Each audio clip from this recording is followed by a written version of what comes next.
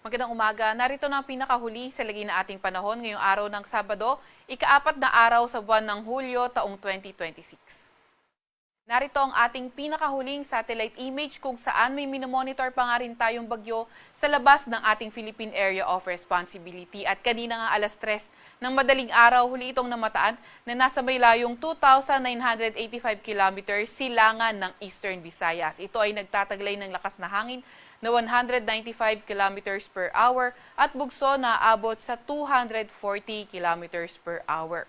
Kumikilo sa direksyong kanluran sa bilis na 15 kilometers per hour. Etong bagyo nga ito ay nasa may super typhoon category at may international name na Bavi.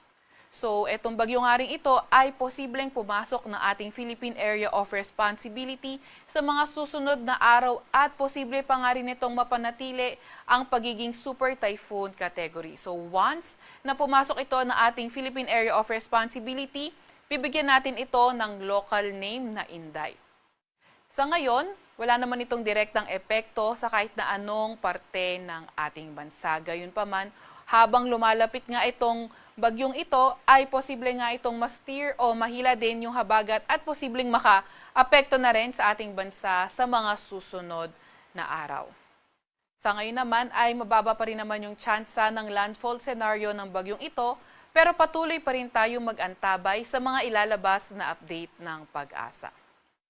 Sa ngayon naman ay easterlies o yung mainit na hangin galing karagatang Pasipiko ang nakakaapekto sa lugar ng Luzon at Visayas. At currently nga ay hindi pa rin natin ramdam yung epekto ng southwest monsoon o habagat dahil nga nahihila ito ng bagyo sa labas ng ating Philippine Area of Responsibility.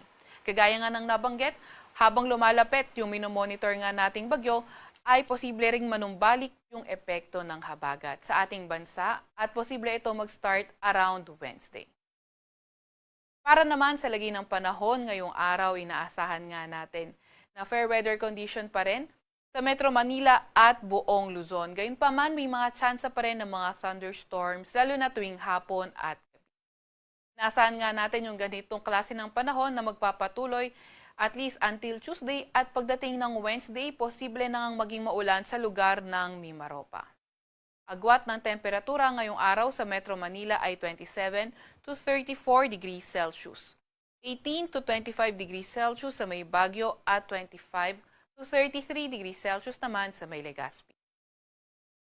Agwat naman ng temperatura sa may Puerto Princesa ay around 25 to 31 degrees Celsius at 27 to 30 degrees Celsius naman sa may Calayan Islands.